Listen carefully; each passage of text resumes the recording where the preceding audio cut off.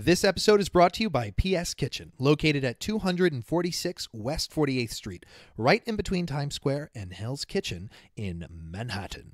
PS Kitchen is dishing out sophisticated fare using fresh ingredients. I love their PS Burger. It tastes so good, and their fries are really good too. It's worth every dollar. PS has signature cocktails, a late-night menu, and a full event space upstairs, which I actually get to record some of these podcast episodes in. So check it out, ps-kitchen.com.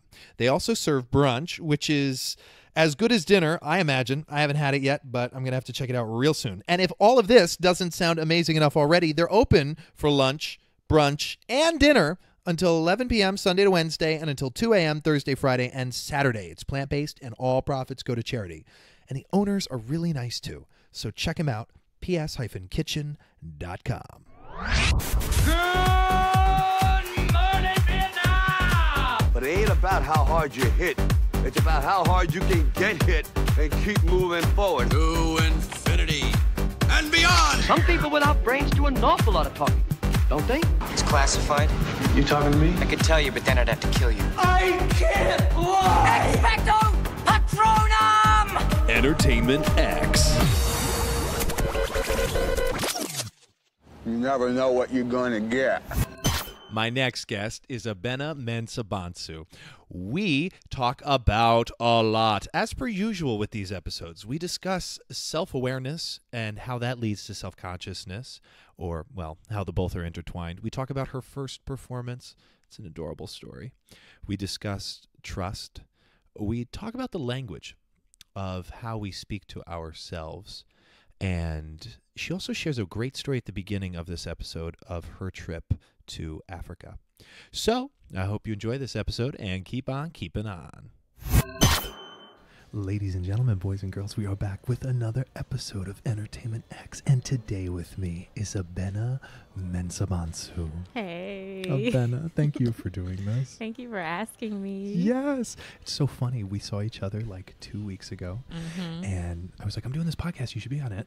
And you were like, well, yeah, maybe, sure. Yeah. Well, and then we worked together. I know. It was just at that time we saw each other. I was flustered at an audition, I think. So I was just kind of like, yeah, absolutely. But I mean, I was totally interested in doing it anyway. As we all get sometimes. Yeah. So we met, for the people listening, we met doing a little Disney cruise line, which is a running theme with a lot of the guests that I have on this show.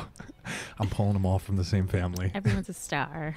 Everyone is a star. And that was a fun contract. It really was. I can't believe it was, like 4 years ago? Oh, no. Don't say that. No, 3. It was. We Yeah. met each other like 3 years ago. The 'cause it beginning of was- 2015. Yeah, beginning of 2015, indeed. Oh, it was wonderful. Yeah. So let's start here. We got, well, this is funny. We were talking about, we were at the Museum of Natural History the other night in the, is it called the Whale Room? It's called the Whale Room. And it's got this, I mean, that thing was 132 feet It or was- more. I don't know why I picked that number. No, it was huge, and it was just like massive on the ceiling. I was like, I hope this thing is like secured. Yes. Because even the people that were like sitting under it were like, oh, I hope this Yeah, there doesn't was come down. There was no strings. It was just kind of there. It was just suspended by magic, but And- it looked great. And the reason I bring that up Yeah. is your last name, which Bonsu Yes. means whale. Bonsu means whale in a language called Tree, which is one of the many languages of a country in West Africa, the country Ghana, where my dad is from. Yes, he is. Actually, my whole name has a meaning. Abena means Tuesday born girl. Mensah means third son. Bonsu means whale. So, yeah, I think when I saw the whale, I just kind of took a photo of it and wrote Bonsu. Yeah, well, it's so funny Yeah. because like I didn't know that, and then all of a sudden we're in the whale room and we had that conversation. So that's really interesting. Now, have you been back to? Have you made it over there? I was born in New Jersey. I was born in the U.S., but I took a family trip there when I was 13 years old with my mom and my dad. My mother is she's African American. Her lineage comes from, like the furthest back she can trace is Alabama. But my dad was born in Ghana, so we all went at that time in, I guess, summer of 2000 and 3, whenever I was 13. Whenever that was, which was very recent. Yeah, very recent.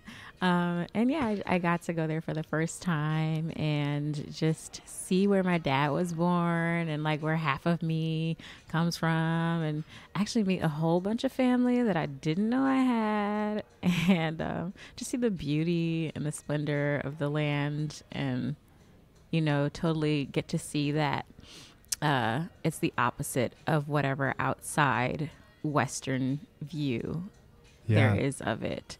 So it was just good to be able to experience that for myself and, ultimately reinforce being proud of where I come from. Were there any standout moments or conversations that you had with anyone over there? Yeah. Let's hear it. There were a lot. So you're going to hear me say this phrase a lot. I don't really know how to explain it. That's the phrase. Okay. So I don't know how to really explain it because of the way that customs of the culture are set up. But some kind of way, my dad is related to the mother of the former first lady of Ghana, who is married to Jerry John Rawlings, who was a former president of Ghana. So we got to meet him at their house, me being like a 13-year-old, knowing that it was an important thing, but also like not directly being from the country that he was the president of. I was just like, oh, I know this is super important and this is cool. And we're like sitting here talking, and I've seen photos of you, and I've seen you in like news stories and everything. But at that time he had been, another president was in office. Yeah. But that was just even super cool. Their house was beautiful. They were very kind. They gave us some water. Water and, little biscuits.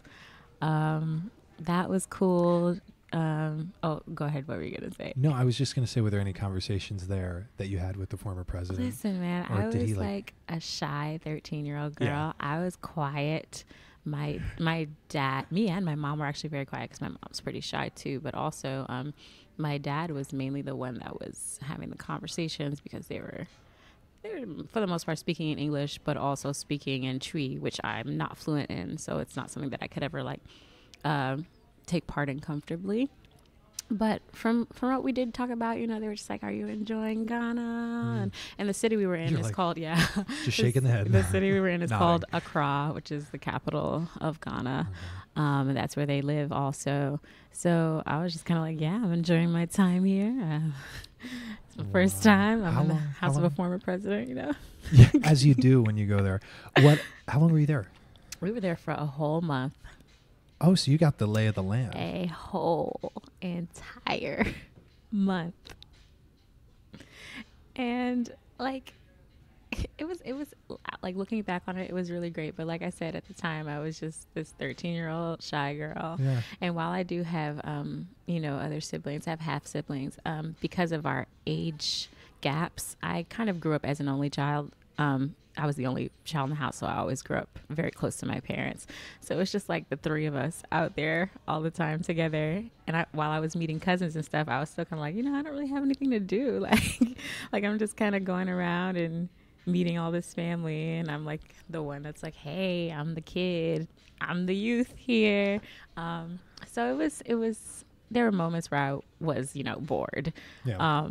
But for the most part, looking back, it was a really enriching experience. And I'm trying to actually been figuring out how to make my way back over there again. I always get invited for Christmas, but there, like in recent years, there's always been something coming up with, gigs and contracts and work and, and trying to build yourself up in this career. I mean, it's a blessing. It's a double-edged sword, But, if there's ever free time, I would love to go and spend some time there again. Did it open up your mind in any way when you got back from the trip to the world? Did you see things differently? Anything specifically? I did. A lot of different things I noticed. And this is not to, downplay. It's just like in different countries, there's ways that electricity does and doesn't work sometimes, or certain aspects of plumbing works. It's just different. I'm not saying one is better and or one is worse. But in Ghana, the places that we typically stayed at least when it came to time to like shower and bathe, I didn't take any or really many showers just because that's not the way that, I mean, I still clean myself. Like, I'm not saying I didn't bathe, but it's just different. It's just like you have to like heat your water, and you have to like the way that you bathe is like in a tub. Do you mean like boil it to purify it, or not to purify so it's not cold? It's just so it's not cold. Okay. Yeah, and it's really interesting because depending on some places that you say you have house help, so like people will get the water for you. Like they're there to upkeep the house, and they're there to help you while you're there, and they're not servants or anything. They're just literally like there to help with the maintenance of the house, and you know they've been hired. And is it like a form of families like adopting other families to help them in a way, because it's like a paid? Yeah, kind of, because even like it's not even that you're well off. It's just, you know, it's just part of one of the many customs. Like even my aunt and uncle's home, they're not, you know, super wealthy, but there was a young lady that was there helping them and cooking for them, and you know, just doing general chores, even though they're able-bodied enough to do so, and she was also part of the family as well. It's just a way. It's just a way to have, I guess, involve people in your daily life. That's really interesting, because when I was in the Philippines for Christmas 2 years ago, similar thing. Families kind of adopt onto other families, and the kids go to school, the public schools, in the afternoon, but in the morning they clean this other family's house, and they get paid to do it. Right. And I was having a conversation with one of the kids, and these kids are like 12 or younger, cleaning the house, and I was having like a translated conversation through my friend. Yeah. And they have like 13 siblings, and they really appreciate that work because they're eating a combo of like rice and coffee for breakfast. Because I was like, oh, it's Christmas, let's get them some toys and candy. And she was like, no, that's going to like really hurt their stomach. We have to get them like Spam and rice and like something that's like just what we would consider a daily, you know, thing we have. It's not even, it's like a need, you know. But for them, it's almost like a want, you know. That was a fascinating concept for me to wrap my brain around when I visited the Philippines, because there's a lot of the families kind of helping out each other in a way. So. Yeah, I think that's what it is. I think, you know, it's just about lending a hand and people not wanting to be like, oh, let me just take this handout, but it's also in giving back to each other in different ways. How did you view the world differently? After coming back? Yeah. How did I view the world? I think it just, you know, it really changed my own perspective. I'm embarrassed to say that, you know, growing up, before going there, I had this very like Western view of Africa as a whole, just, you know, from being inspired from what I heard of other people. Like if they would be like just growing up as a young girl, and people would be like, oh, where are you from? What's your name mean? I'm like, oh, my dad's from Ghana. Where's that? Oh, that's in Africa. And they're like, wow, Africa. Did your dad have a lion when he was growing up? Like stuff like that. And I didn't even know that that's how people saw it. But of course, with that being my first introduction and connecting that with the word Africa and where my dad's from, I'm kind of like, oh, that keeps getting repeated. So that must be what it is. I remember going home one day and being like, Dad, did you wear shoes when you were growing up? Because I'm sure that's one of the first things I heard.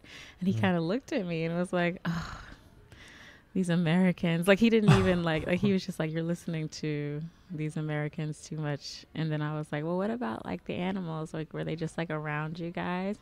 And he's like, yeah, there's animals, but it's like how there's birds here, how there's like squirrels here. Like they're like, that's where they're from, but we're not like sleeping next to them in bed. Like he's like, that's like if somebody asks, did you grow up with a buffalo?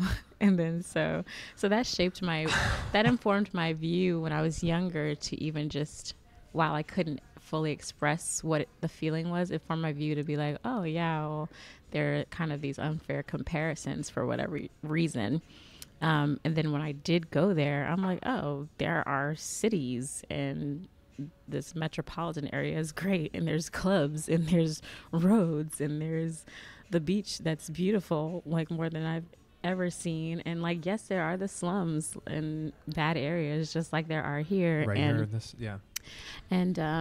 it might be more prevalent because that's what like Africa porn, like that's what people choose to focus on when showing what's going on over there, which is to not minimize the problems at all, because there are problems that have been left over from colonization and whatnot. Yeah. But, you know, to think that, to label it as like this third world country that's behind in whatever's considered civilization is completely Inaccurate. wrong and inaccurate, unfair. But yeah, it changed my worldview of me really being informed that, wow, people are uninformed and they're choosing to stay that way because of whatever bias or idea that they have of it. Why do you think that is?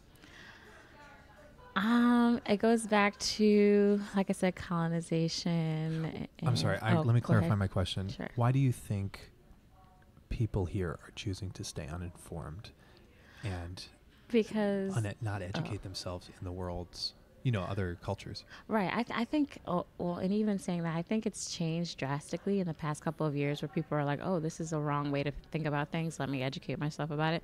But I would say maybe in the past, just because it's with anything, even without the subject, anything that like kind of challenges you to think against what you've thought for so long is going to be kind of a bit of a push and pull struggle, because then you're having to relearn something that you thought you were right about, and something that you thought you could define, which is not the definition that you thought at all, in a way. I don't know. I think it might be a pride or ego thing to be like, oh, or to even call someone out and be like, that sounds really ignorant. They're like, what? Are you calling me ignorant? I'm not ignorant. I can never be ignorant. So then there's that I'm way, American.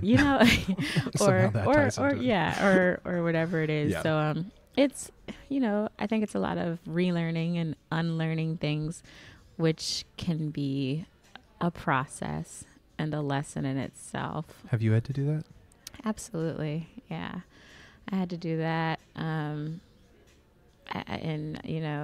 I still am doing that with certain things, just because you get used to, the things that you hear, that's what shapes you. So that's why representation is so important, because how sad is it to hear that, a young girl who shares in this culture thought those own things about her culture because that's what she was immersed in, instead of being immersed in her actual, like, what I'm saying is that since I'm only half, both of my parents were not in the house, like instilling that in me. I only got like fragments. And the family that is on my dad's side that is here in the U.S. also, they live in other states, so I didn't get to see them as often. I only knew like the really positive sides of things that were within my family, but like growing up in that mindset, I was just kind of like not connecting the two, I guess. But of course, being immersed in American culture, where I was born and grew up in, and seeing that this was the view, I was like, oh yeah, so Africa is this in the view of a Western kind of world Mindset, yeah. Yeah. Meanwhile, it's my culture, and it's actually much more complex and richer than that. And just being influenced on the outside, not really having that representation while growing up. And yeah, I do know, and I think that applies to so many things in our lives. With almost like where what you hear, you become. What you believe, you become. What you say, you do. It's what you become. Absolutely. And there's so much inaccurate representation of following your dreams, like realizing what you should do is against maybe the social norm, and you can still do it. Understanding other cultures in the world, third world, first world, any culture, right? Yeah, and you hear so much of that. You can hear so much negativity, and it can really bring you down. And then you're like, open your mind. You meet other people who are not like that. You're like, oh, wait. I don't have to go through life upset. Exactly. I can wake up grateful. Exactly. Oh, what a concept. Exactly. What a concept. It's insane, though. And that's what really blew my mind. I said this probably in 3 other episodes about the Philippines. When I got back here, I was like, my needs are already met and exceeded. Just the fact that we have water coming out of the sink that we can drink. Right. even in a prison in this country, you can drink the water out of a sink. Right. It's Like, just wow. differences. But even still, without having, in the areas I was in, even still without having, constantly running water, that's just a part of our culture here that we've grown accustomed to. It doesn't necessarily mean like that's the best way to handle water.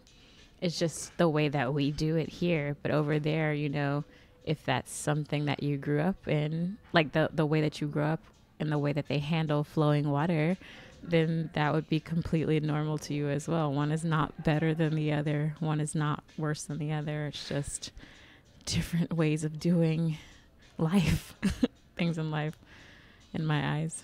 What have you learned about accepting and understanding something or someone you may disagree with? Oh, gosh. I've learned and am still learning. We said something or something I may disagree with. Yeah, but still accepting it, although you disagree with it. And understanding it, although you may disagree with it. Right. Well, I guess what I'm still learning is not to let things that I disagree with or just hold on to the fact that they shouldn't challenge my integrity, because I obviously have certain values which would create the reason for me wanting to disagree with them, and just kind of like still holding on to those values and still wanting to be respectful of others. But, as far as morality goes, I don't know. I'm trying to think of like specific examples. Like, do you have an example of like, just to be specific, something I might understand. not agree with? I understand what you're saying. What initially comes to my mind is, and because this is entertainment based, we're going to work our way here into musical theater. Yes. Kinky boots. Okay. You have, not you, someone may, I'll speak for myself, Right. thee and not for thou. I had a specific thought or way of feeling or just generalization decision made in my mind about like drag queens and what it means to do that and everything. Yeah. But then when you see, kinky boots, you can realize, I mean, it's not that I accept everyone, but that show also teaches you, even if you even if you disagree with it, even if it is against your values, you can still love and accept someone, although you disagree with them. You don't have to have a polarized hatred towards someone or something that you disagree with. And that specifically comes into my mind with why I ask you. So that's and really what that question could also turn into is maybe what your parents have taught you about it. Because it's also spreading kindness, even though, I mean, there's a lot of things I disagree with in the world.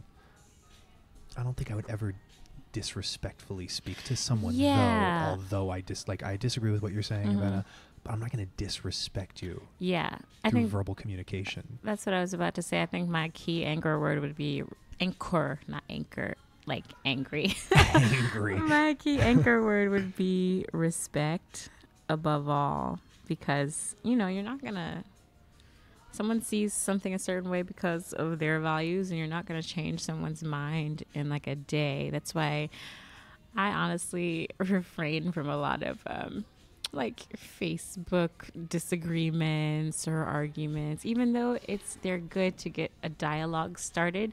But because of the nature of, being behind a screen and having your text be misconstrued, you're not able to put out the inflections you might need to convey, and, just like to empathize with someone else. That's taught me a lot about just kind of, you know what, I'm going to respectfully disagree. I know where I stand on this, and I'm going to still go forward in, not perpetuating anything against what I stand for.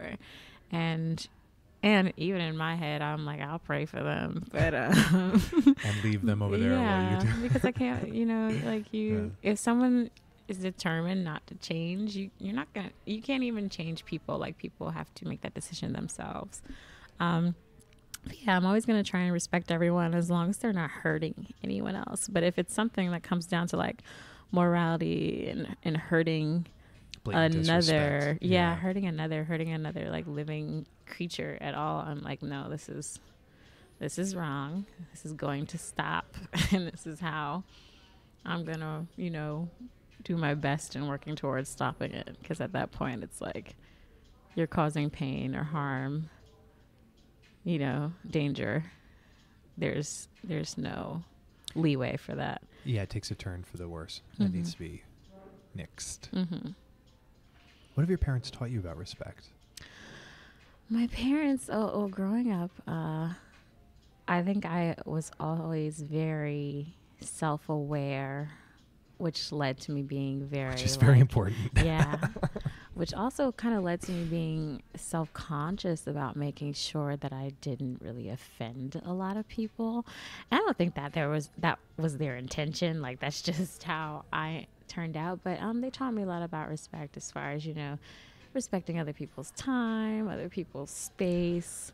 Like, these are really good points. Yeah, because when you think of the word respect, you think of like, well, let me just not say something hurtful. No, like just not being mean to people. Yeah, I mean, even that. I used to. I'm gonna open up here. I used to get teased. I used to get bullied a lot. And even in me going home and being like, oh, this person said that to me, even in them consoling me, that would reinforce the notion that something was wrong. They're like, well, yeah, this hurts because it was a terrible thing to say. So then that made me be like, yeah, I would never say that to someone. And they're like, yeah, because you shouldn't. Like, that's just... It's quite simple. It's very simple. So even in that, that showed me respect for others. Even though I was getting disrespected, that didn't mean that I should turn around and, just go up to random people and be like, well, the world, like... hates you. Hates me, so whatever. But even then, my mom would be like, listen, if somebody puts their hands on you, you get them back. It's a different story. Like, they didn't raise a fool now, okay? But you got to defend yourself. But as far as like, I never like started any conflicts or anything, and I think that's just from me being like, that's not the way that I know my parents would like me to be. To then turning into, well, that's not even what I have the desire to be. Like, I enjoy my peace a lot. But yeah, they taught me about, like I said, respecting another person's home, their living areas. Respecting their time and just, their emotions and everything. And all of that has gone on to become my own definition of stuff as well. Because my parents aren't perfect either. But, no one is. But yeah, they instilled that in me from an early age. You have a very, for lack of a better word, Zen vibe about you. Oh, if that thanks. makes sense. I appreciate that. Like, I imagine things affect you. I'm just going to speak for you. Oh, I imagine things affect you, absolutely. but a lot of things just kind of roll off your back. You'd be surprised. I consider myself, growing up, I was always told I was a very sensitive person, but like in a negative connotation of like, oh, you're so sensitive. But as I've gotten older, I've realized that, a lot of your weaknesses, in quotes, are also your strengths. So I feel like my sensitivity to certain situations or people or things, I consider myself an empath. So like I can just kind of feel when things are awry, and that can create a lot of different emotions in one person. So I think I've made the decision to be like, you know what, I'm just gonna be chill and just like, my philosophy about a lot of things is like, if it's meant to be, it'll be, although that's not easy to just automatically roll into sometimes. But at the end of the day, I'm kind of like, I know, I was raised Christian. And so, I pray a lot and meditate now that I've, taken in other, philosophies as well. Sorry to cut you off. Is there a specific meditation you do? Oh, there really isn't. I don't really have a lot of specificity when it comes there because I try to just stay open to everything. But I guess because it works, whatever it is working. Yeah. And that's why I'm asking because thanks. I'd love to hear the process because I would very much like to use it. I mean, I guess something that I've done repeatedly, like if I feel very, very anxious about things, which I do often, who doesn't, especially in this career, in this world. Something that I've been doing day and age recently, repeatedly. I really enjoy India Ari's music. Okay. And she has a song called I Am Light that I like to listen to, and that one is like full of just like affirmations. And then like if I'm just feeling like really down, I'll just like listen to that. I Am Light. Yeah. She's India just like Ari. she sings it obviously, but some of the key words in there like I'm light. I'm not the things my family did. I'm not the voices inside my head. And then she's like, this is what I am. So it's just like, I think that's what it is. Like, I'll usually like repeat affirmations and be like, just to chase away my doubts and stuff. And it works. Yeah, and it works. What we were talking about like 10 minutes ago Absolutely. about how what you hear, you focus on. What you repeat to yourself, you will eventually believe. Yeah. Yeah, That's you amazing. are what you say you are. That's what I've been learning about stuff. So yeah, I mean, I'm still on my process and journey with that. But thanks for saying. I've heard that before. I've heard that people say you seem really peaceful and really zen. I'm like, do I? Well, I had. Yes, I'm always nervous.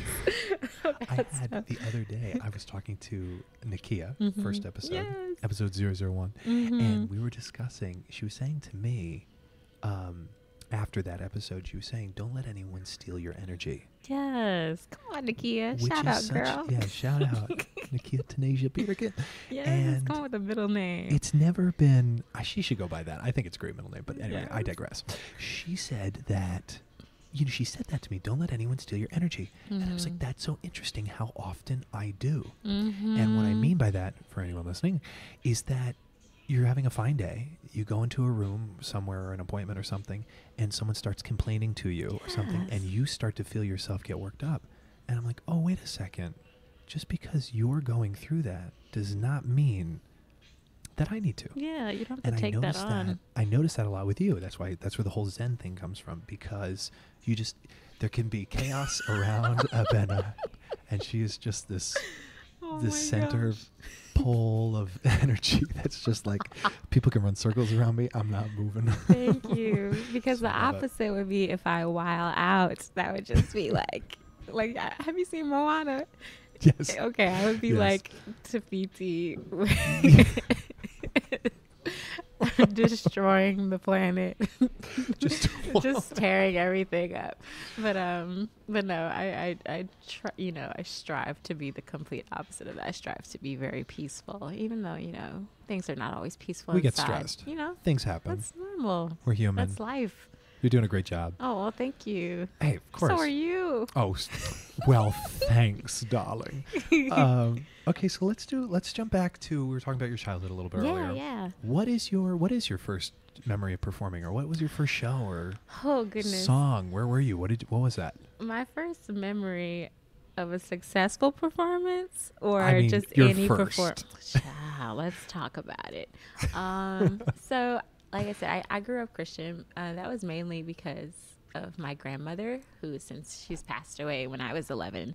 So it's been some time. But my earliest memories of, hearing singing really done on a performance level would be her taking me to church with her every Sunday morning from, I don't know when she started, but I was a young child. And, the choir singing. And my mom, way before she had me, she was also like a touring singer. So, but she had since stopped. Like, my parents are both school nurses. Wait, who did she tour with? My mom was in a group called the Lorelei. They had their own like trio. She used to sing with producers, like one named Arthur Prysock. But this was like in the 70s, And like she was on tour across the country? she used to, do touring. She would sing backup, and then her group that she had called the Lorelei, they have a single called Stop. It's actually on YouTube. You should check it out. She sang backup for a song called Don't Push It by Leon Haywood. There's also a really fun like music video on YouTube about that too, that she's in with my auntie Carol. So they would sing together a lot. And it was kind of like, oh, I know my mom sang, and I think that's where I got my interest in singing from. But back to my earliest memory of performance. Sorry, yeah, we went off that. I was just so interested. It's That's so fine. interesting. That's how you find out about people, right? I remember watching like this. It was this animated Well, obviously it was an animation, and I remember we rented it from Blockbuster. Like, I can see it so clear Good when old those were still Blockbuster. around. Like, I'm super young, guys, in case you didn't know. We rented it from Blockbuster, and it was kind of like one of those DARE programs. It was like speaking out against drugs and kids using drugs. And they did a song in there called Love Lifted Me. Like, it featured the animation featured like all the famous cartoons of that day, like the Looney Tunes are in it, and like the green ghost from Ghostbusters was in it, and it like followed a story of like this older, but I have to watch it, it's on YouTube. It followed like the older story. What was it called? I don't even know what it's called, but you could like Google it and it'll come up. But the song is called Love Lifted Me, and it was in the movie. It was like following the story of this older brother who, you know, started like smoking and using drugs, and they were like, oh, stop drinking alcohol, stop using drugs. And it's one of those, just like, it turns around in the end. But I remember I loved that song so much, and it apparently was also like a song that they were able to like sing in church. So I was like, oh, you know, Grandma, I love that song and everything. And she's like, okay, well, my baby loves that song, you're gonna sing it, you know, and with the choir at church. And I was like, you know, at like 4 years old or 5. Yeah, so it was like a cute thing. It was like, oh yeah, we'll have her sing it with us. Like, she could sing a solo while we are back there. And I was just like, yeah, like, I was just like, yeah, great. And I remember like going to church that Sunday. Like, I didn't rehearse with them. Like, I just like knew the song. Yeah. And like sitting up there with them, and I was like finally facing the other side of the congregation from always having been in the congregation and watching the choir. Like, I just remember my 5-year-old brain was just like looking at all the people Just looking an back at me. imprint. Yeah. And I was just kind of like, wait, I have to sing by myself in front of all these people. And all the choirs stood up and they started the song, and then they like motioned for me to come and take my spot. It was very informal, but they motioned for me to come take my spot, and I didn't move, and I just started crying. And I did not sing that day. I never sang the song. So my first memory of performance is like stage fright so much that I couldn't do it. And like I know my grandmother was probably like, oh, like, you know, she's probably like, oh, I thought she was gonna do this. I'm sure she wasn't like disappointed. Like, she probably It's really just felt, low stakes. Yeah, It's like, just, yeah. I'm sure she just felt bad that I was so scared. But like, yeah, that was my earliest earliest memory. And but oh yeah, you can go ahead. When did you perform again? How long until you like took another whack at it? I didn't perform again until, wow, that's so weird. You know, I was always singing at home. I didn't perform again until maybe a talent show. It was either a talent show that I did at my school, or a talent show I did on a cruise ship with a cousin of mine when we all went for like a family reunion. And I think I was like either 8 or 9. So it had been like a couple of years since then. Yeah. You doubled in age. Yeah. Yeah, I think I'm pretty sure it was the cruise one, because I felt better about having a person there with me. Yeah. Yeah, I think that was the next time that I did it, and we sang "The Boy Is Mine" by Brandy and Monica. So of course we did a duet. And yeah, I think from there I was kind of like, okay, well, maybe I can do this again. And that's kind of where it started from me being like, all right, I'll try it. I mean, I was always still very nervous and had stage fright in my younger years. But yeah, it went from me being 5 and not being able to sing to me then, you know, being like, okay, I'll sing with my cousin, and then going on to do like another talent show after that by myself. Yeah. And just kind of like going from there. What was that one? What would you sing?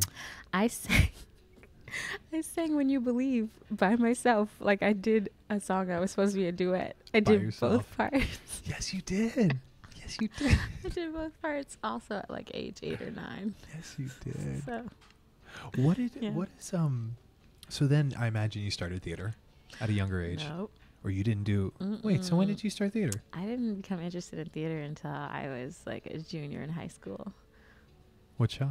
My first ever show was a musical called Barnum. Yeah. Yeah, I did that in high school. But this was after I had eventually I had to work my way up to that. Like, are you kidding? Like, You got to build a reputation. right. Like in elementary school, I went to a private elementary school, but I went to one in, a low income neighborhood, considered the hood, I guess. The students were predominantly African American or Latino. So although it was a Catholic school, we followed and we had mass, every Friday. They still, recognized the demographic of the school. So whenever it was like a spring concert, Christmas concert, it was always very gospel influenced. And so I would like sing in the choir for that. Okay. Then we moved to the suburbs and I started middle school, like in the middle of middle school. Like I started 7th grade at a suburban middle school. And that's when I like joined the school choir. Okay. Like that was year round and it wasn't just for like a specific, concert. And then got into like an audition only choir in high school. And that's what kind of like helped me become better at overcoming my stage fright. Yeah. Then leading to junior year, all my friends who were in choir were doing the musical. And I'm like, oh, let me try this out. Yeah. Kind of got into that Okay. that way. What is theater? How has theater helped you throughout your life?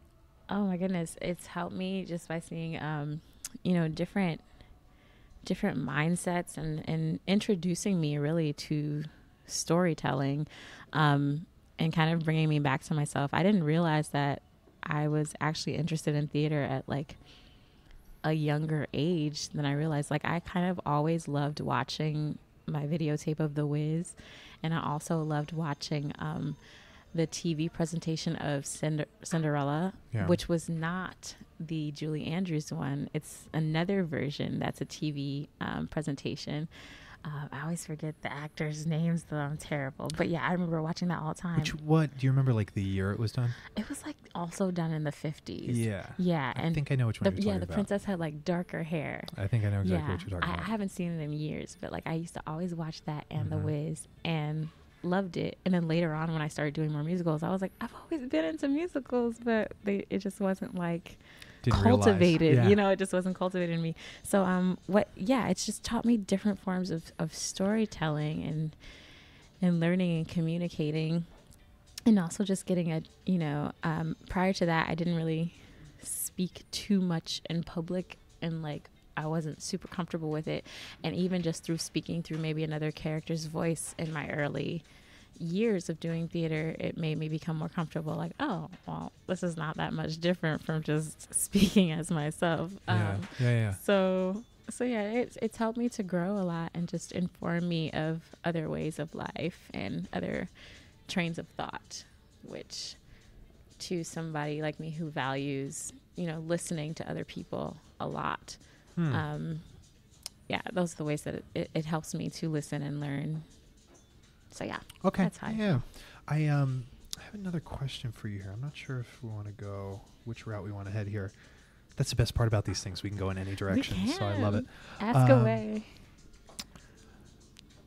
Okay. Well, this is not really a political show, but for some reason I felt the need to write this question down. So I'm Oh, going to ask it. goodness. And if you have an answer on it, you can. If not, Okay. what do you think theater is doing for today's social climate? I think it's educating. Helping? Yeah, I think it's definitely helping. helping. I think Yeah. it's educating, because I've been thinking about this a lot recently. I'm like, what is theater? It's storytelling. Why do we tell stories? Why have we had oral traditions to teach, to have people relate, so people can learn, so we can imagine, just like all those things. So I think it's definitely helping with us, putting, like the Nina Simone quote, an artist's duty is to reflect the times. Like, why would we keep whatever's considered political out of theater, where we're only reflecting what's going on around us? Like on stage, the stage art imitates life, like I personally don't have a problem with seeing things that are happening on stage that are also happening out around me, because it allows you to have that perspective of you not feeling like you need to be in that particular story itself to change it. Like you can watch it on the outside and kind of formulate and see how this character deals with it, or even come up with your own opinion of like, oh, this is how this character should have handled this, or this is how they should have reacted to that. And just, you know, it helps us see our own humanity. So yeah. Dare I say humanity? We're in a restaurant, so if you hear other people talking in music, it's because we're in a restaurant in Midtown Manhattan. Yeah. New York City life. What has theater taught you about communication? What's theater taught me about communication? Communication. What has it not taught you? I mean, like, communication, I feel like is so undervalued. Yes.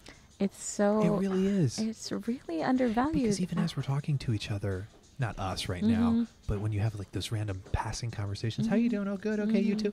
It's like we really throw away so many valuable moments to learn about someone else's life. Right. Or what that can in turn do for your life and add, you know, positivity and education on your own life. Yeah. And I think that's why, like, this is going to make me sound like such a grudge. Like, I am an introvert. I typically, like, a grudge. I don't even know. A begrudging person. I really dislike small talk so much. Or, like, I recently was having a conversation, like, and I hate that I act this way because it's like good to meet new people, right? But sometimes when you meet new people, it's kind of more like, oh, what do you do? Now this is me figuring out if I want to talk to you or not based on what you do. So, or, you know, just things about you rather than just being in a situation where you have to like interact with each other because you have to work with each other. So it's kind of like, okay, I learned about these other things about you in passing, but we're getting right to a goal right now. So that's why we're interacting. Yeah. Like I was having a small talk with someone who is kind of like, and this always happens. They're like, oh, where do you live? Where are you from? I'm like, I'm from New Jersey. I live in Jersey City now. And they're always like, wow, it's so far. Like already decided that like my commute must be terrible and I must like resent living in Jersey City. And you start crying. You're like, it is. And I'm like, actually, I'm like 20 minutes away from Midtown. And like while I'm saying that, they like start talking about like their experiences in Jersey. And I'm just like looking at them like, you're not even listening. Like I was like, you're just waiting for me to finish talking so you can respond. Like you're not communicating. That's not communication. That's not even listening. So exactly. And I mean, listening is a huge part of communication. Which listening is also a huge part of great acting. So haha. Hello. But yeah, I think communication is super important, and it's not, I don't think it's done well by a majority of people, but I think there are people that are out there that strive to make sure that communication happens in pure forms. Yes. And it's shocking. It's jarring if you're woke, whatever you want to say. It's jarring. If you're conscious, if you're conscious. It's jarring when you hear someone who is a great communicator. Like I told you about this the other day. I saw Barack Obama speak at an event in November. And again, not political. We're not going political here. He's an incredible communicator. Yeah. Charismatic. His likability factor is very high when you watch him because he's listening to the audience's reaction. Yeah. He's not just teleprompting or what have you. That's just one big figure that comes to mind, the former president of the United States. But it's same with when you have these small talk conversations, and I realized this in the last year as well. It's very difficult for me to text people because you can't have a meaningful conversation in text. It's really just a logistic kind of, it's just you're reading the text. And as a result, and I've noticed this, my phone is very quiet. Hours pass without receiving a text message. Like, and it's not a, oh, boo-hoo me. I love it. Yeah. Because if someone needs to talk to me, they call me and we have a serious conversation. And then I go back to doing whatever I do, you know? And it's like not stealing the energy. And it's like, it keeps you in such a great place. Yeah. So great answer. I love that answer. Thank you. No, me saying all of that was to tell you that you had a really great answer. Well, I appreciate you expressing all that. So now I see your viewpoint. Communication. How do you stay in the light in this polarized world of darkness and light? By constantly reminding myself that other people are fighting for the light also. By making sure that I turn around the notion of ever feeling alone in those values, because I think sometimes it's easy to see so many of these terrible things are happening, and you're like, well, if they keep on happening, like maybe, like, you know, you start to feel a little powerless. In a sense, you start to feel alone. I think that's when you feel more powerless. But when you see other people sharing the same values as you, and you know other people being brave to make those values known and make those changes, it inspires you, or in a general sense, let me stop. It inspires me to then keep up with my beliefs and my integrity about certain things. Which is very important to stick to that. Yeah, the strength in numbers. But even if you're in a place where you're alone, or even if I was in a place where I was alone in one thing, I'm like, you know, is this good? Is this right? And I think that's what helps me hold on to my light. And also, you know, like I said, through prayer and the affirmations of knowing who I am and what I want my purpose to be.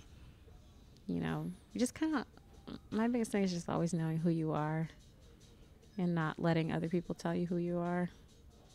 I love that. Bringing up purpose, actually, you're bringing up a good point. Yeah. You're amazing at these segues, Abena. I am a segue. Fulfilling your destiny and your purpose. I don't know how I let like that a motorized pass. One. You really are. You're like one of those lean forward, it goes forward, lean back. What has been the most difficult choice you've had to make to fulfill your destiny and or purpose? Or one of? No, I definitely have. I'm trying to like consolidate them all together. One of the most difficult choices I've had to make in order to pursue my purpose is like just leaving things behind, leaving people behind. How do you know when it's time to leave someone behind or something? It's hard to know. It's hard to know a lot of the times, but if it's causing you a lot of like push and pull, like more pain than joy. Yeah, I think that's what it is. If it's causing you more pain than joy, and I mean, that's not to say that some things aren't worth working out, but if you're like, listen, this is not serving me, some things have to leave because they can't go to the same places that you're going to. Some people have to leave because they're not going to the same places that you're going to. And sometimes what I've learned is that I won't let them go. So God will like take them out of my life, or he'll make sure that it doesn't happen again. And that's even to say with certain, you know, like performance opportunities where I used to think, oh, if I get this, or if I'm able to do this, this is going to be super definitive to my career, and you know, this will be a good connection. But those connections, some of those have since been severed, and like for good reasons, because it's like if I was, you know, maybe participating in that performance opportunity, I wouldn't have had another opportunity that was happening at the same time that I actually was able to do that meant so much more. So yeah, I would say on my journey towards my purpose, it's just like the discernment and knowing what and who to maybe just step away from, if it's either for a time or to just like cut away completely. Yeah.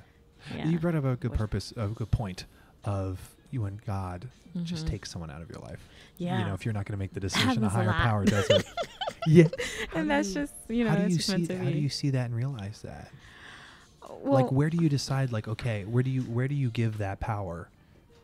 Well, when it's like, I mean, I guess I'll speak in the terms of like maybe like a relationship that's like gone wrong or so.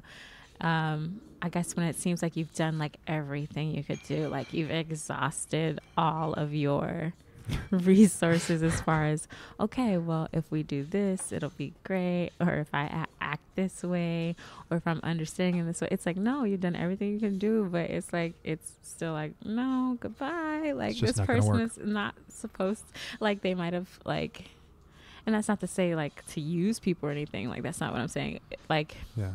You meet people, even friendships, like just romantic relationships, friendships, even family. I hate to say it sometimes. Sometimes that's the most difficult because family mistakes relation in that way. Of they can do certain things that like friends would never try to do. You have to like fight for your peace. But all that is to say is that you've done everything that you can do, and that person is just still meant to leave, or that thing is still meant to leave, and you'll be fine after it, because you were fine before it. So I think that's what it is. I think it's remembering, like, always, like, oh, I was fine before I was introduced to this, so I'll be fine after. Like, it's not going to happen overnight. But eventually one day, and also one day, like, when you realize, you're like, oh, this is why this wasn't meant to work out. Yeah.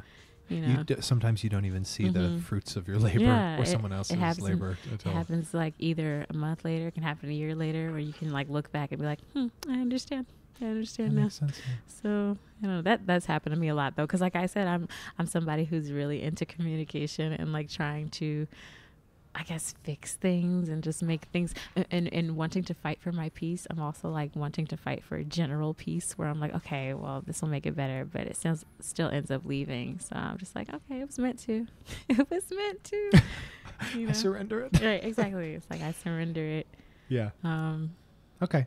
And then, What advice would you give someone struggling in the divide between their dreams and reality? And now for people who can't see, like I put reality in. He did. I did not put dreams in quotations. I put reality in quotations. You mean as far as like what they want versus what they see happening around them? Yeah. Like in that sense? I would say my biggest inspiration for my next sentence would also come from my faith. And I'm like a terrible person when it comes to quoting things, but there is a verse in the Bible from God that says, you know, lean not on your own understanding. And that's something that I always stick to, because it's like things are all things are working together for my good. You know, God is working all things together for my good, whether I can see how it's going to benefit me later on down the road or not. Like, and sometimes, like, you know, when reality gets me down, I'm like, you know what?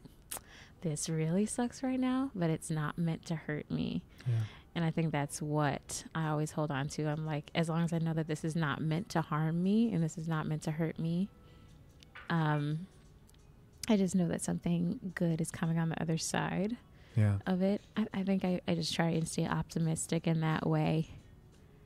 So if I'm like, okay, there have been times, you know, it's real out here, like struggling artists, like I'm like, okay, I paid my rent, but I'm gonna have to be eating this ramen until my next until my next paycheck. And that was real for me, like over the summer. But then also within like 2 days of that circumstance being my reality, I ended up getting like 3 gigs. So I was like, Mean Girls? One of them was Schoolgirls of the African Mean Girls play. No, yes, so it was there like, you go. At where that was at MCC. MCC, yeah. Yes. That all kind of happened. Like that whole thing kind of happened in a whirlwind. Like I ended up, like, and I'm so thankful for these blessings. I ended up filming an episode of Orange is the New Black, and then Yes, you did. yeah, I did. I ended up getting an offer for a regional gig, and then also getting an offer for Schoolgirls, like within 1 weekend of me going home and being like, all right, time to open up my ramen. like and just from having like bad days before that. But that was also the time where I was like, I know something good's coming. I know something good is coming. And that's when like things just like pop up and you're like, okay, see, like don't doubt it. And yes, the bad times are gonna come again, like they're just going to. Yep. But like having faith without rain, nothing can grow. Because if you had sunshine all the time, everything would die. Everything would die. Like the plants would dry up. They would. So I think of myself as a beautiful flower. With lots of watering. With lots of watering. Not overwatered. I don't ever think it feels. I mean, it can feel like you're overwatering a lot sometimes. Yeah. But I mean, no, I like in that the analogy. sense of, you know, it's always gonna. The sun's always gonna come back out. It is. Yeah. Yeah, it is. I love that analogy. Yeah. Okay, next one's a biggie. Oh, gosh. You're getting me right now. What do you think your true purpose is on Earth? Or have you found it? I've been thinking about this a lot. Same.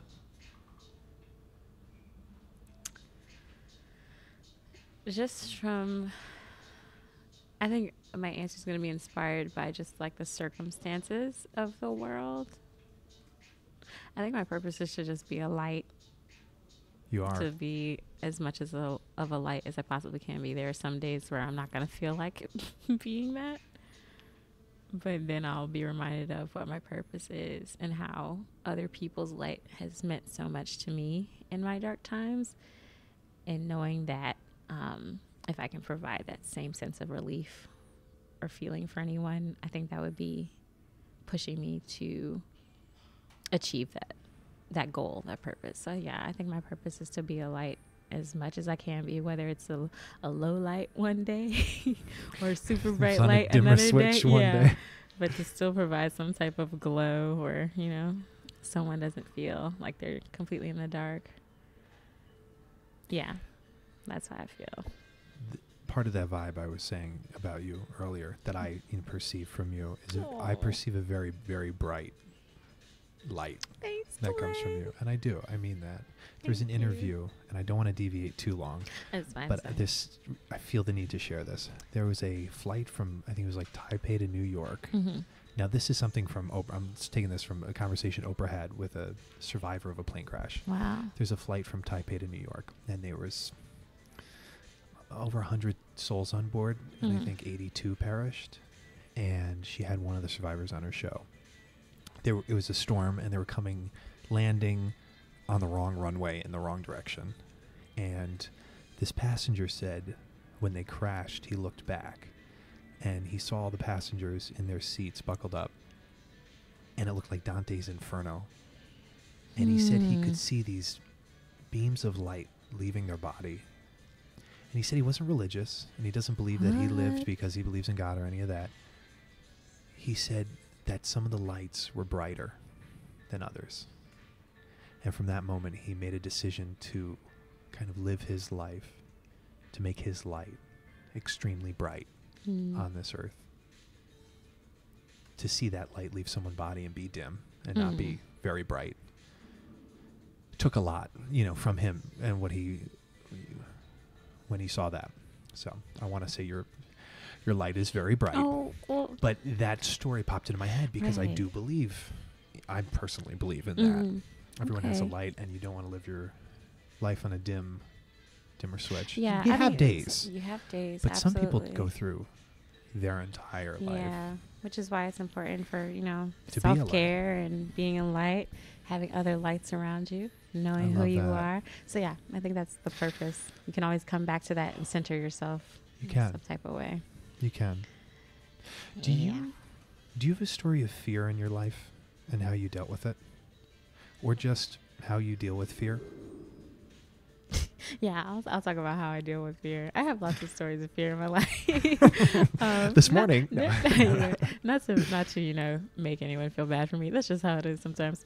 No, we all have them, but that's why I ask these questions, because we all have it. Exactly. So I want to know how you deal with it. How to deal with fear. My first thought is to always run to somebody who kind of like grounds me, whether that's like a really good friend or talking to my mom or if sometimes they're either not available or sometimes I've had moments where I'm like, I just need to deal with this right now. So getting back into, praying and the Word of God. I think ultimately it always comes down to me praying and then maybe being led to like talk to another person who I will like have in front of me or on the phone. I like to get other perspectives because I think fear, the way that it comes, like it manifests itself within us, the main thing to understand about fear is that it's usually lies. So I think I seek the truth in opposition to it and not letting myself fall into the lies or letting them seek into me. Yeah. Usually. It is. That's a mirage. It's really nothing. I mean, there's nothing really on the other side of it. Yeah. It's not like, because you're like, oh, A equals B. Like if this happens, then it means this. And you kind of make a judgment for yourself in your life and how it will like turn out. And that's just fear making you be like, haha, like I've got you. And In my yeah, and it's like, clutch. and if you do this, then this is gonna happen. It's like, well, what if I do this and this happens instead? Like, there's just so many possibilities for things. There's as many possibilities as for things to go right as there are for things to go wrong. So Why not take a chance? why not take a chance? I love this. These So yeah. knowledge bombs. Yeah, I think it's just about turning it around and seeing fear for what it actually is. How many people do you trust?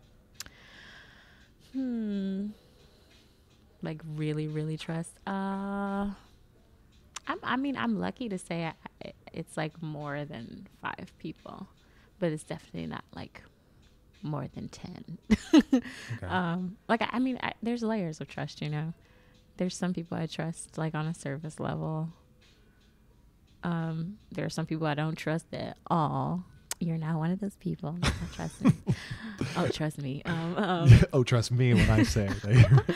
Yeah, no, I do. You know, and then there's just like the select people that you're like, listen, this is what it is. I don't need you to judge me right now. I just need to say this. And they're like, okay, so this is what we're going to do. Yeah. Instead of I being just like, need a sounding what? board. Yeah, Yeah. exactly. I don't even need advice. Yeah. Don't even talk. And they're like, okay, cool. That's fine. So yeah, but I know there's lots of people in the world that don't have anybody that they ever felt like they can trust. I mean, that's a very personal question I just Yeah. asked. I appreciate you for even giving me No, a it's fine. rounded general number, because you'd be surprised. I think if you ask a lot of people, they really counted it out. For someone listening, if they're thinking about it right now. No. I like to be specific, you know. Yeah. No, because I was thinking about it, because I usually, when I ask a question, I think about it myself. Like, oh, what would my answer be?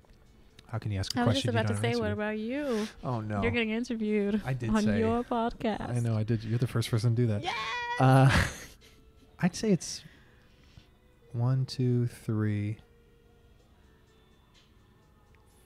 about 4, 5. 3 that I'm not going to name them. No, don't name them. But to even have one, that's all you need. Yeah. Are there any burnout or wake-up call stories you have? Yeah.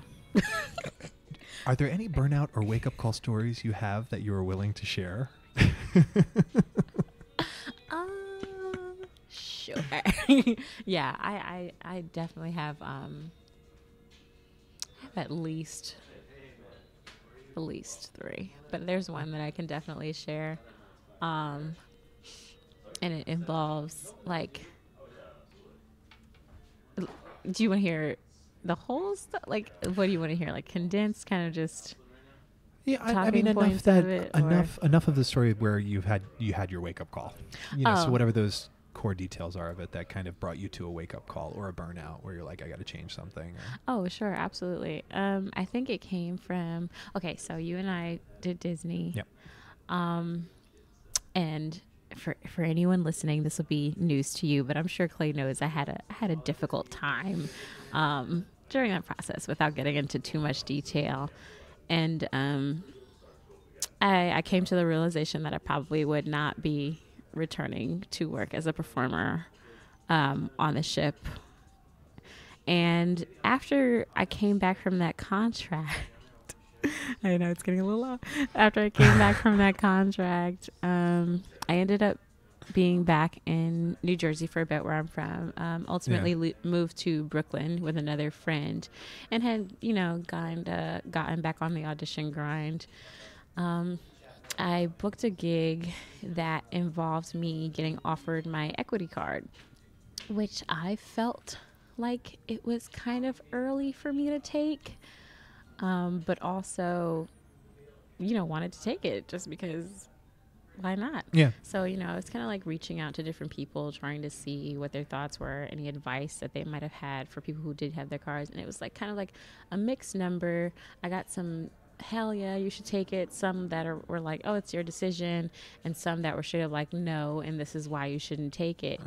And in those no's, I felt like some people were like kind of judging where I was at the time. And I was kind of like, oh, dag, should I believe, like, because I don't have this on my resume, like, maybe once I take this card, I'm never going to work again. You know what Yeah, I mean? Like, yeah. it was just kind of like, and I kind of like started letting that fear get to me, fear again, and being like, well, they could be right. Like I'm going to let this one or two, I'm going to let these two people,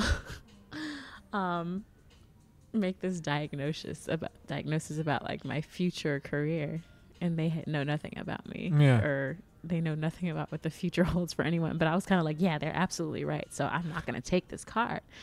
And then I remember just talking to somebody completely neutral outside, like they didn't know me at all, and I was like, you know, this is something that I've been thinking about. And they're like, well, do you ever want to be on Broadway? And I'm like, yeah, in the future. And they're like, well, everyone on Broadway has their equity card. I was like, yeah, okay. And they're like, so you're eventually gonna get your equity card. And I was like, you're right. They're like, so why not take it now? And I'm like, Good okay, points. I'm gonna take it. So I took it, and I did that gig, and it ended, and here I was, jobless again, but with an equity card. And this was really when I was like, oh, are those things going to be right now, where it's like, I still have this very skim resume, but now I'm going out for these jobs against people who have very extensive resumes and experience and connections and contacts. And I, in going back out for these auditions, I got it into my head that I just wasn't ready and I wasn't prepared. And this was after I had moved from Brooklyn. I moved to Washington Heights, and had gotten like a retail job, and was noticing I was just putting more of my energy into that. So when I would get home from that, I was tired and would make excuses as to why I shouldn't go to a morning call or why I shouldn't go to an EPA. Even now, since I had the opportunity to like actually sign up for appointments, I felt like a fake, because I was like, I have a card, but I'm not going to these appointments because I don't feel like I'm good enough to be there, or that I should be there.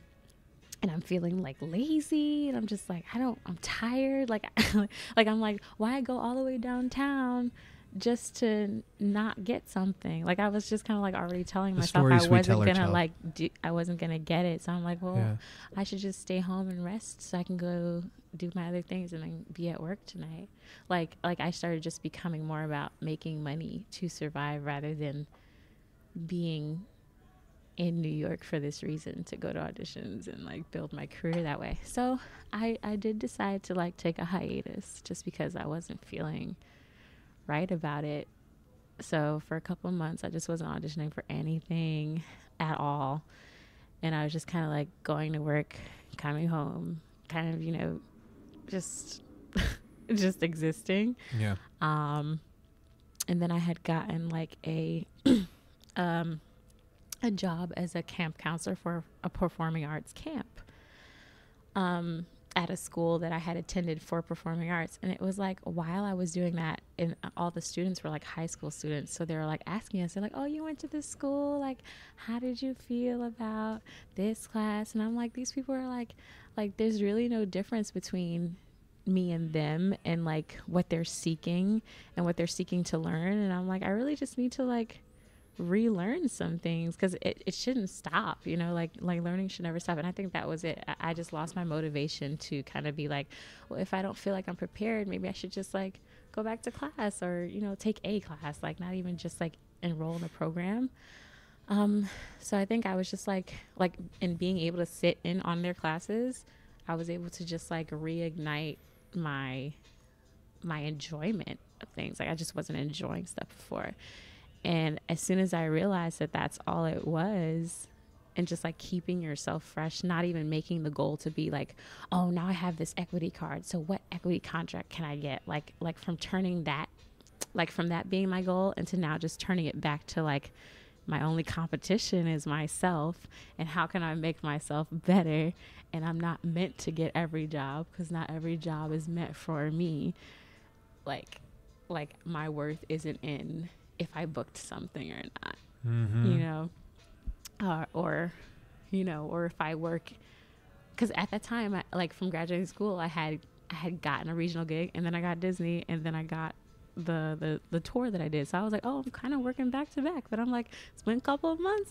Like, you know, that's when you start to feel like, oh shoot, like I'm never gonna work again. Yeah. So after that kind of happened, I like eased back into auditioning for a bit, and lo and behold, I did get like my second equity contract from after the one that offered me my card. I got it, and I was just kind of like, I feel like if you just relax, if you just relax and you don't necessarily look at these other things to define who you are and like define your worth and stuff. Because also, like I said, from having the hard time at Disney, I kind of let that define who I was and my value as a performer, because I was like, oh, the things that they said or the things they felt about me are right.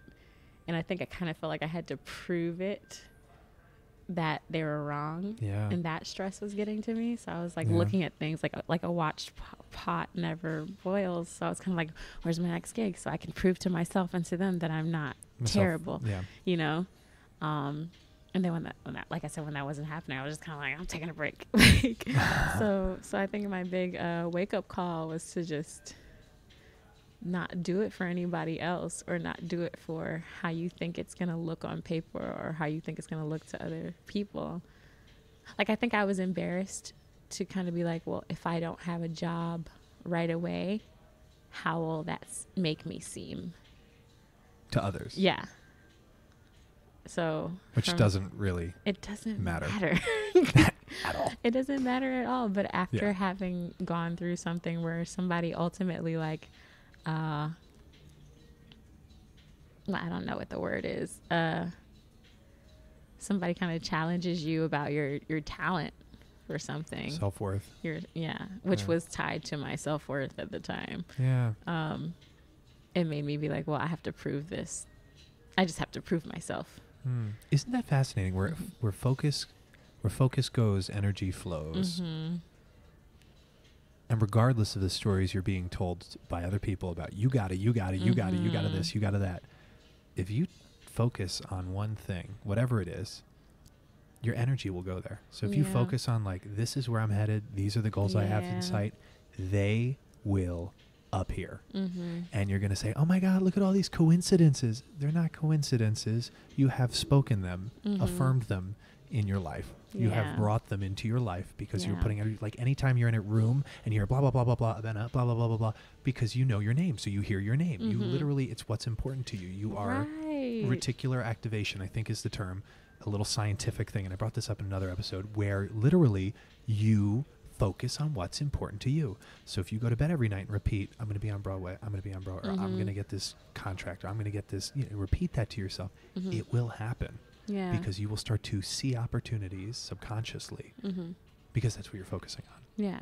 Or just even saying like, also, speaking it, making those law of attraction affirmations, but also in knowing like, if it doesn't happen, it's still okay. It's because it wasn't supposed to, because something bigger is coming. Exactly. That's all. Like, it's just not supposed to. I love that. And it's not meant to hurt you, that it doesn't. It's meant to help you. Life's happening for you, not to you. Yeah. What advice would you give someone on rejection? Rejection doesn't define you. It doesn't define you at all. Anything about your worth, your value, your capabilities, talent-wise, or just human-wise. Et cetera, et cetera, et cetera. Yeah. All of it. Yeah. I think when I was actually listening to your podcast with Evan, he said something about like, you can't book every job. And I'm like, that's true. It's kind of like we just have these goals of like, I want to be good at this. It doesn't mean that you're not good at it. It's just like so much goes into casting. Like having been on the other side of the table a couple of times and just seeing like what actually goes into it. I'm like, it has nothing to do with your talent at all. Like it just has to do with like the opportunity and what's needed, a lot of luck. Like, especially after the callback. Yeah.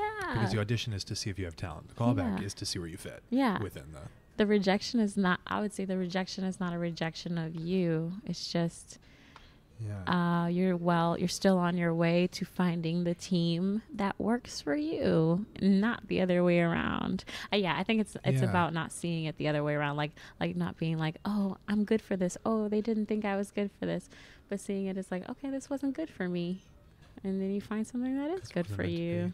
Yeah. Who are you when you're at your best?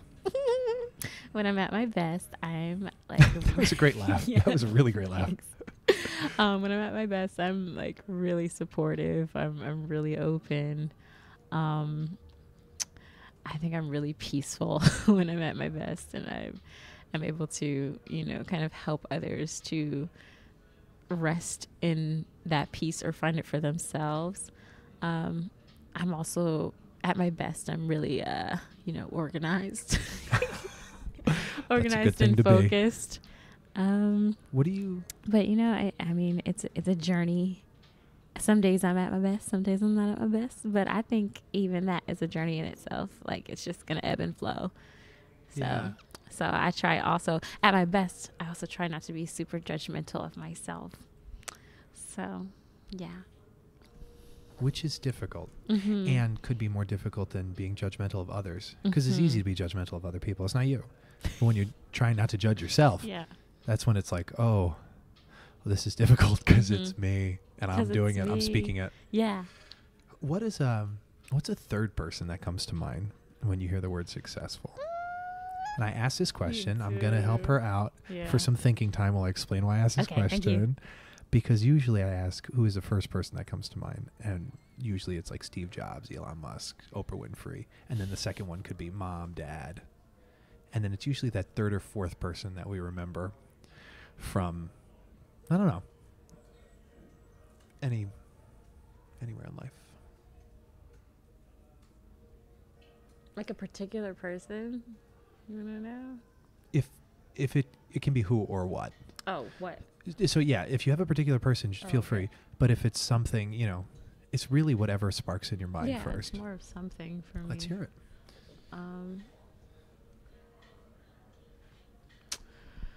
Like, success for me is when you've completely, like, a complete acceptance of who you are, and learning like the sacred, or honoring the sacredness of loving yourself and accepting yourself, even in allowing that to inspire change within you. Like you don't focus on changing yourself because you think you're terrible and you're like, oh, and I have to be better. But it's like you just love yourself enough to be like, this is what I enjoy and this is what I want to be. So these are the steps I'm going to take to make myself better. Not out of like spite for yourself or fear, but from but for your acceptance and being like, okay, we're gonna do this and it's fine. We're gonna do this together. I'm cool.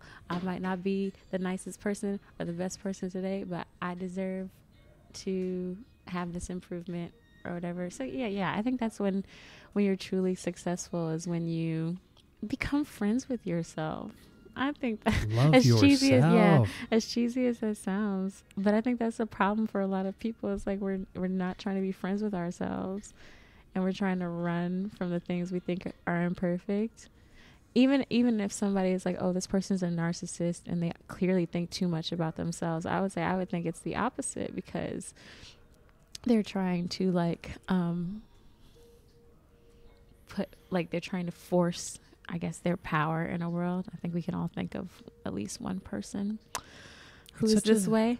But they're trying to exert, that's the word, exert their power to compensate for the fear or hate that they have for themselves. Like, they're not actually their own friend. Because it can mean two things: being full of yourself and being full of yourself. One can be negative if you're hurting someone. The other one can be like, no, I'm so full of myself that I can give more love to others because my cup runneth over. Exactly. And that's the thing. You have to fill your own cup. Yes. In order to give to others, you have to. You can't be out here with an empty cup. You can't. You're thirsty. Can't. I mean, I'm taking quotes and cliches from around, but I mean, this is why if they resonate with people, I feel like they are important. But yeah, that's success to me, and it's something that I'm striving towards every day. And I think that it's a constant thing. It's a constant thing that you should always strive towards. Like, I always sometimes like to say, like whenever people are like, "Oh, I already did that," and it's kind of like, it's kind of like taking a shower. You can't like take it one time and be like, "I'm clean." Yes. Like, you have to keep. That's on. why it's recommended daily. You have to keep on doing it. Like motivating yourself or loving yourself. You have to remember and talk about it daily. Yeah, it's an active journey. That's a great analogy. That's a really great analogy. You don't want to be out here stank. That's true. Do you have a favorite coincidence? Favorite coincidence? Like, that's a good question. Why, thank you. I actually Gosh. thought of it this morning. I was listening to something this morning. I was like, I need to ask Abena coincidence. a favorite coincidence question.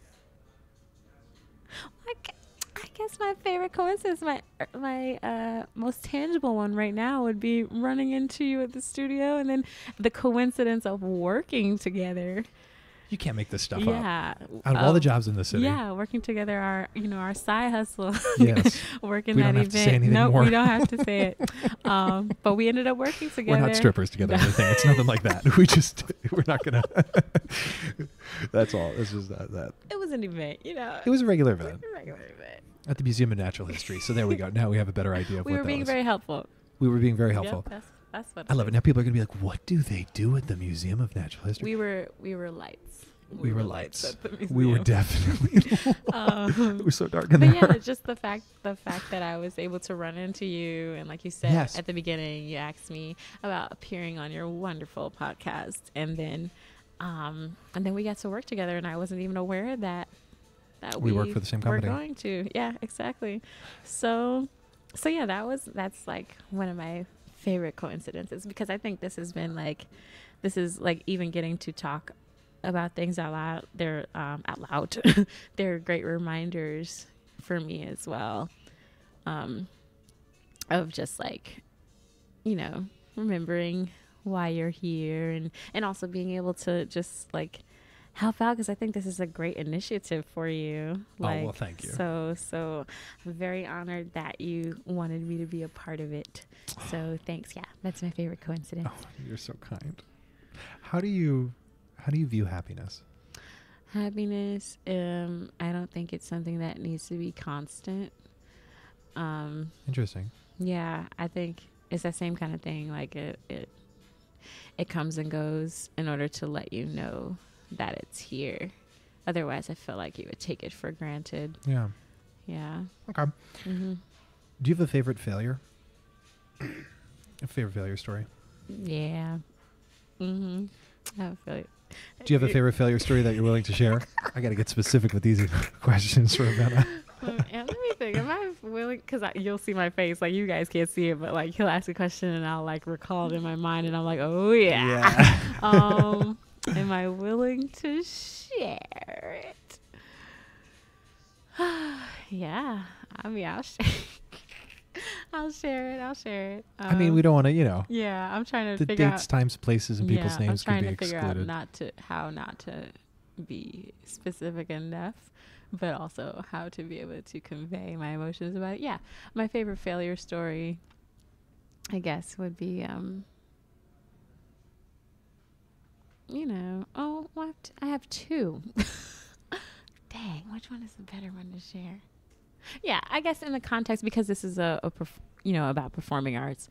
It's about a contract or a gig where I personally felt like the end result wasn't that great.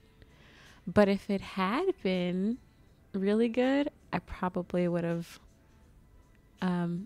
continued on with them or had returned to them. But since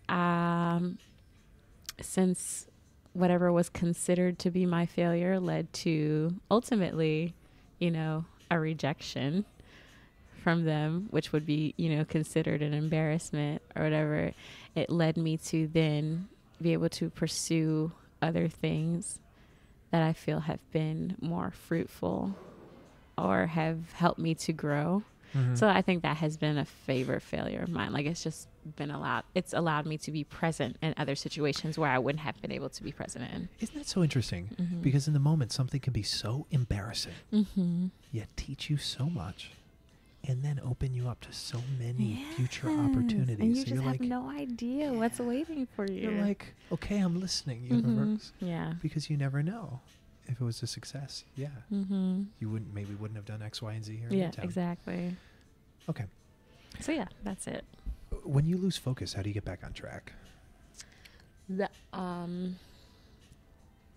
I lose focus, like career oriented or just kind of in general? Yes, and I guess this maybe could have been answered already with your story of. Oh, go ahead and say what you're gonna say. I'm just like listening. No, I'm trying to think of a good way to word it. Yeah, focus. Maybe losing focus on the goal at hand, the task at hand in a day, as simple as a to-do list. Yeah. Or even more complex, and focus on love of yourself, and you lose focus of that, and you get back. So anything to get you back on track. Okay. Well, definitely a trend with me.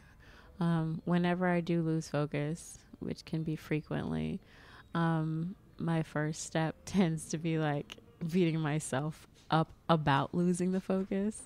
Yeah. And I'm like, dang, girl, like why if you just don't get this done, but then I'm like, why am I talking to myself this way? And I think it starts from me turning around the things that I say to myself, and it's like turning it into like, you know what, it's okay, there's another opportunity to do this or get this done, and just kind of like the same thing, focus on being kind to yourself in that moment, even if it's for, like just a little bit of kindness. It doesn't seem like it's something I need to be like, oh, if you don't do it now, that it's not going to get done. Like maybe I'll take a break from even thinking that way and be like, okay, so on this day at this time, this is when we're going to restart it. But like coming from a place of love, I think that's the most important thing, is to not come from a place of you should have done this already and this should be done, but being like, all right, here's another chance, here's another opportunity. You get another chance. Yeah, because we can so often just beat the crap out of ourselves over something you can't change. It's happened. It's done. And I think other people will do that to you too. It's kind of like, why didn't you get this done? Or why'd you do it this way? So then that's how you... I did it to piss you off. That's why. So then you learn how to talk to yourself that way about it. So just turning around that way that you talk to yourself about it. That's how I get refocused. It's all in the language. I was going to ask the next question, but you just said something great. It's all in the language. It is all in the language you use with yourself. Words have power. What are you saying to yourself? How are you talking to yourself? It's all so important. What's a common piece of incorrect advice you hear in your field? Oh, I hear a lot where it's like, I know it's meant to motivate people, but it's kind of like, oh, well, if you are unable to do it, they'll just find somebody else who can. So it's kind of like you knowing that, like, if you can't do this job, like, there's another like 10 actors or 100 actors that they have in mind, or wait, so whatever. they say, what do they say? It's kind of like when it comes to like a job or like an audition, like basically it's meant to motivate you in the sense of like you putting your best foot forward. Cause it's like, okay, if you don't take the time to really like study this role or make sure you get this move, you don't do the best in your own ability. Like if you're lazy about it, it's basically like, don't be lazy, because there's always somebody else that can probably do the track that you need to do. Like it's not like, oh, I'm gonna get this because I'm cute, or I'm gonna get this because I can sing. Right. Like you need to have an intention behind what you're doing, because if you can't do it, somebody else can. Which I think, I get why that's meant to motivate you to not be lazy, but also it's like, okay, you can get somebody else, but they're not gonna be me. Not to sound like a diva, but but they won't get your personal flavor. Yeah. And I think that like puts people down, because then you're like, shoot, I'm an actor in a city of actors, but okay, we're all unique. And and I'm me. And if that person gets it, then they're supposed to get it. It's not because they were better than me. No, because it's meant to be. Yeah, I think that's what it is. It's like, what bothers me about that is because it makes it sound like this person was better than you, so they got it. Whereas it's like, Not exactly true that's not true at all. If I was being lazy in a sense and they were more prepared than me, then sure, they deserve to get it. Yeah. But they're not getting it just because I'm easily replaceable. Like, I feel like some people like to make performers feel like they're replaceable. So they're kind of like, oh, you better be your best. But I think Which is crap, because you should never make a human feel like they're replaceable. Yeah. I think you should just be your best so you can be your best. Be your best self, yeah. Like, that's, yeah. So that's, yeah. Is there, if you could put a quote on a billboard, does one come to mind for millions of people to see?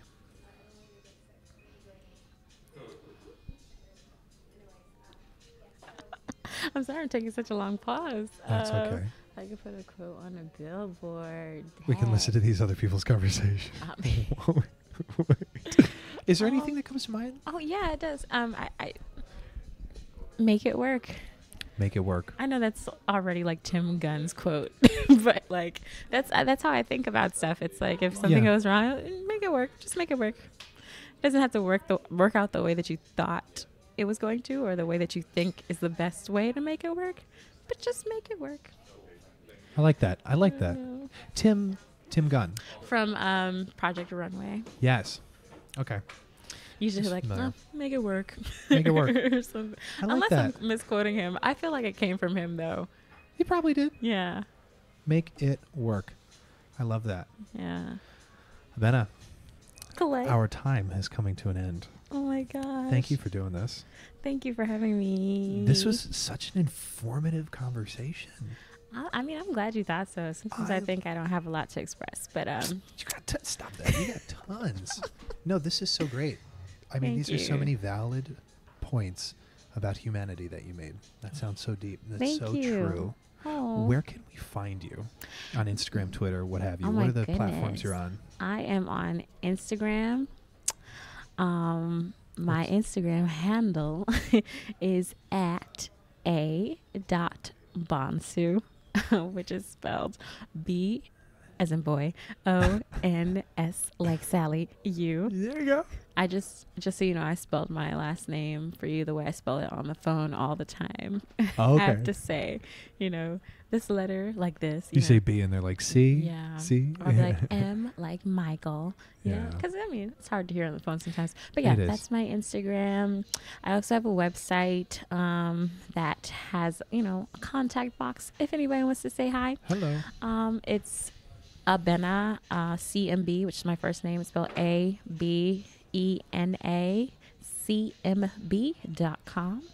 And you can find me there. You can find me on the streets of New York City and Jersey City. Just But say hoofing hi. it around the city. I will put these in the show notes with hyperlinks so people can click on them if they check out this podcast on podbean.com. Yes, check it out. Is there anything else you'd like to say to our listeners before we sign off here? I guess I would just like to say have a wonderful, wonderful day, afternoon, evening. Be a light. Be kind to yourself and to others. And yeah, thanks for having me. I love that. Thank you. Well, there you have it. Another episode. Don't forget, you guys can follow me on Instagram at _entertainmentx_. Please rate and review these episodes if you're listening to them on iTunes. And feel free to give me feedback and reach out. I love it, and I will respond. You have my word. Chat soon.